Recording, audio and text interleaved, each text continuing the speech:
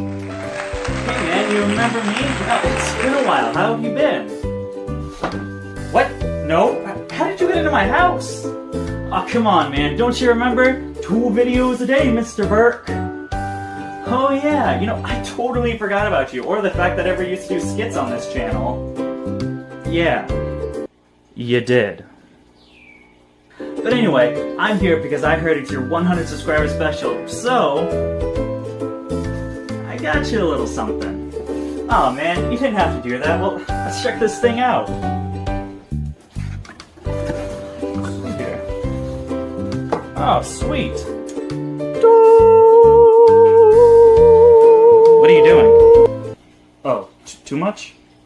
Hey guys, how's it going, and welcome back to the channel. Now, if you're new here and you love seeing some really awesome animals, don't forget at the end of the video to go to that lower right hand corner and hit that subscribe button so you get notified when a new video is posted. And of course, from the title, you guys already know today is my 100 subscriber special where I'll be showing all of my animals. Now, I know I'm a little late, I think we're at like 150 or 160 subscribers at this point, but I did want to wait because I knew I was getting this camera soon, and seeing as how well my other video, my other reptile room video did, I wanted to make sure that this was, the best quality that I could make it. And then before we get this video started, I just wanted to give a huge shout out to my fiance who actually got me this camera for my birthday. I mean, it's honestly the best present I've ever gotten, and really just having a significant other that supports you in the dreams that you have, I mean, I couldn't ask for anything better. She's just honestly amazing. And then real quick guys, before we get this video started, I just want to mention that the Facebook page for DBCB Exotics is up and running now. Now this page is going to be exclusively for my breeders and my available babies, so if you're interested in purchasing a baby for me or just really showing how my breeding projects work, I recommend liking that page on Facebook. But with introductions aside, let's get this video started. Now, we're going to start this off in the breeding facility, which is the building I've had for most of my breeders and some of my larger animals. I've had this facility going on for about, I want to say around 6 months now. I don't really show it off too much just because the lighting's awful. It's really just kind of a storage space that I keep reptiles in. I really need to work on cleaning it up and everything, but 40-hour-a-week job plus taking care of 50+ animals. It's really hard to find the time for extra projects like this. So I'm just going to go through every one of these animals starting from this side and then moving forward. So the first one we're going to start out with is the Savu python. And then like I said, the first reptile we're going to be looking at is the Savu python. Now, these two enclosures are going to be the ball python and the Savu python, which are actually one of my fiance's first reptiles that she's had. This guy's actually 9 years old. She got him off of someone on Craigslist, and he's just been doing great. Actually when I first started dating her, this was one of my favorite reptiles that she's owned because I've never seen a Savu python before, and I gotta say these guys are really awesome. And actually, if anyone knows of anyone that breeds Savu pythons or has any available, maybe someone that's trying to rehome theirs, I've been desperately trying for the past few years trying to get a mate for this one, so if anyone has one available, I'll buy it immediately.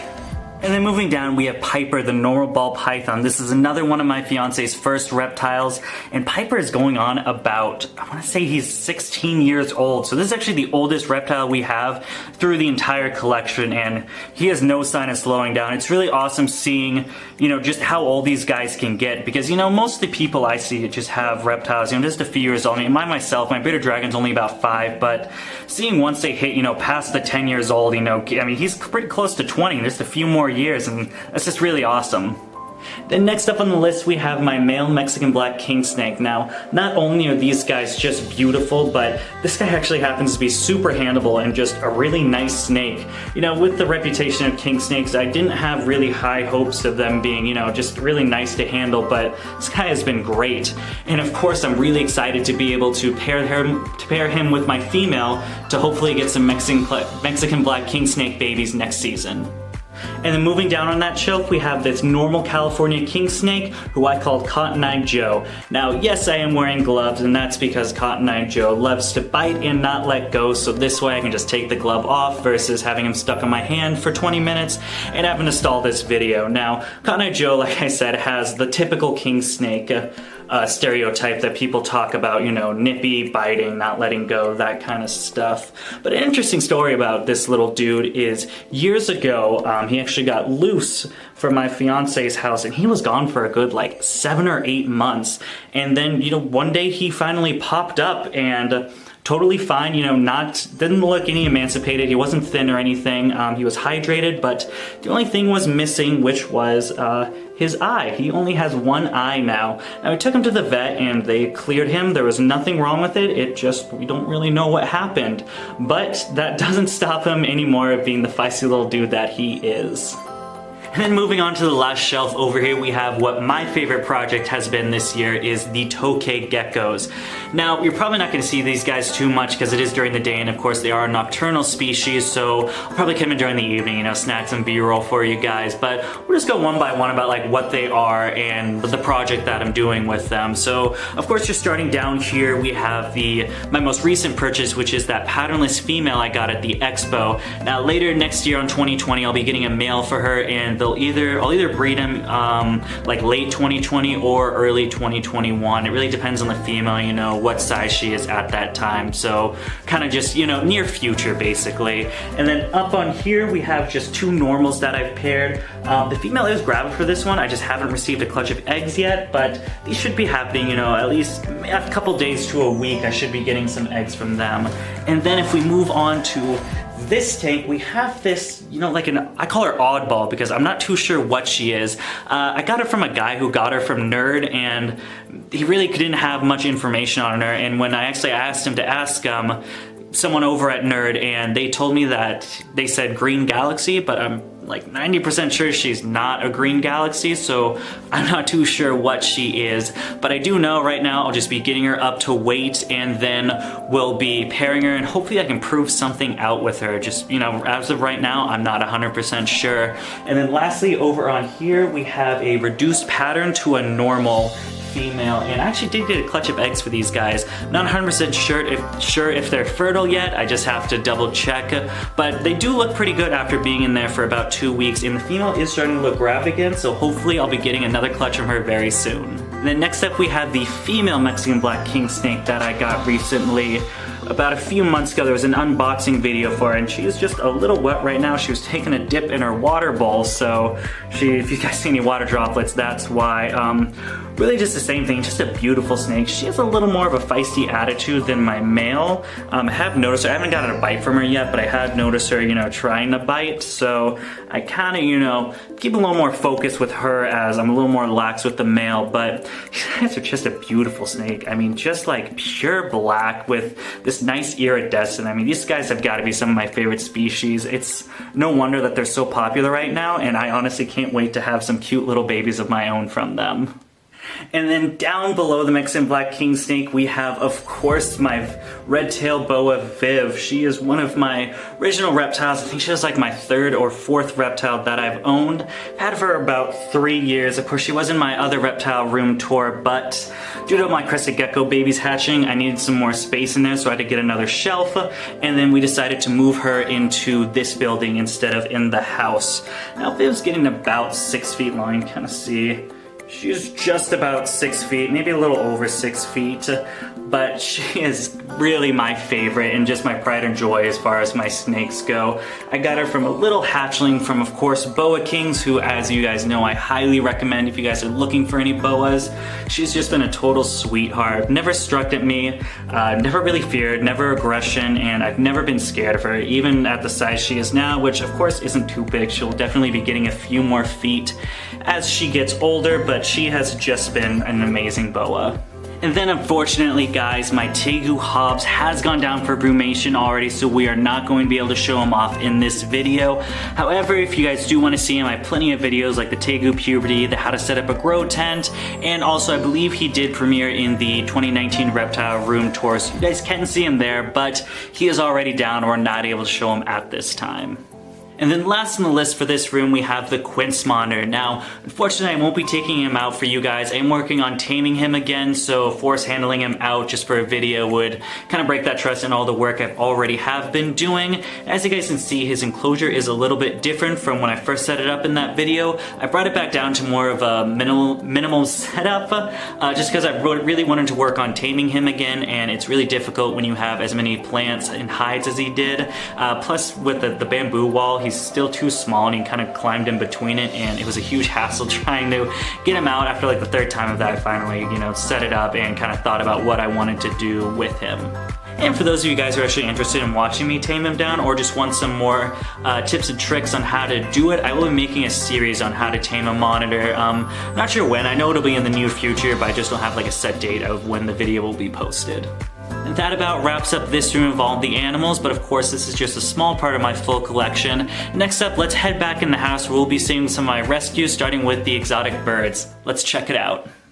So continuing on with the video, we are going to be moving into the bird room. Now, I currently own 3 different birds. They all are rescues, and for some of you guys that watch my videos, you know, pretty regularly, you're gonna notice you hearing squawking, screaming, chirping, a bunch of those noises, and this is the reason why. And the first bird we're going to be talking about is Annabelle, my African Grey. She is the first bird I've ever owned and the oldest one that we have here, or that I've had the longest. Now, I got Annabelle about 3 years ago. You know, to make a long story short, she was at an old pet store that I was working at. And they kind of just had her in the back room. They didn't really know what was wrong with her. When I got her, she was completely naked, not a feather on her, and they just weren't really sure what to do. So the first time I saw Annabelle, I really knew that that's what I wanted to have. I wanted to take her home, and I wanted to get her better, you know, nurse her back to health. So for those few weeks that any other time that I spent was spent researching about birds, how to take care of them, and how to own them. And then after that, I continued to beg my manager to take her home, which he was very resilient, and I don't blame him for someone not owning any birds. And at the time, I owned just a very few exotic animals. He was kind of hesitant, but eventually he did say yes, and I was able to take her home. Now, like I said, when I first got Annabelle, she was completely naked. She has a bad plucking problem. A lot of parrots will observe this issue if they're just too bored, don't have enough to do, or face any emotional trauma. She sees the wind outside. Or if they face any emotional trauma, it'll stress them out, and that's more of like a stress reliever for them. At this point with Annabelle, she's pretty much, it's just a habitual, you know, like a habit for her. She usually does it annually, so once a year she'll pluck them all out, kind of during the opposite. So during the summer she grows all her feathers out, and during the winter, you know, when she needs them the most to keep warm, she plucks them all.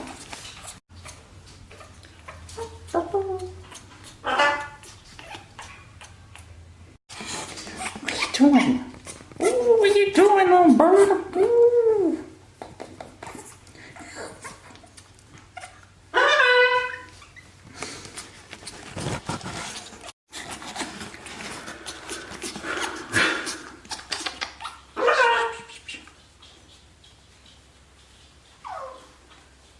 But whether she has all her feathers or is completely naked, I love her all the same. Annabelle has just been a great pet. Owning a bird has really been quite amazing. You know, you don't really know what it's like to own a bird. You know, people kind of compare it to owning a dog, but it's really its own experience, just with the intelligence that a parrot comes with. It's just a whole nother level when you're owning an animal.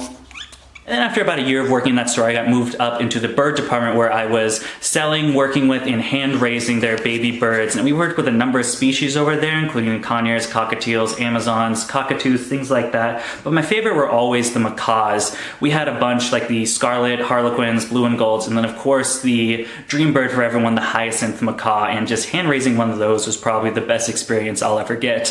After a while of working with macaws, I knew that I wanted to own one, and I definitely wanted to rescue instead of buying. So I talked to my manager about, you know, if there is any, you know, local rescues or sanctuaries I can go at. And a few days prior, he actually took in a blue and gold macaw.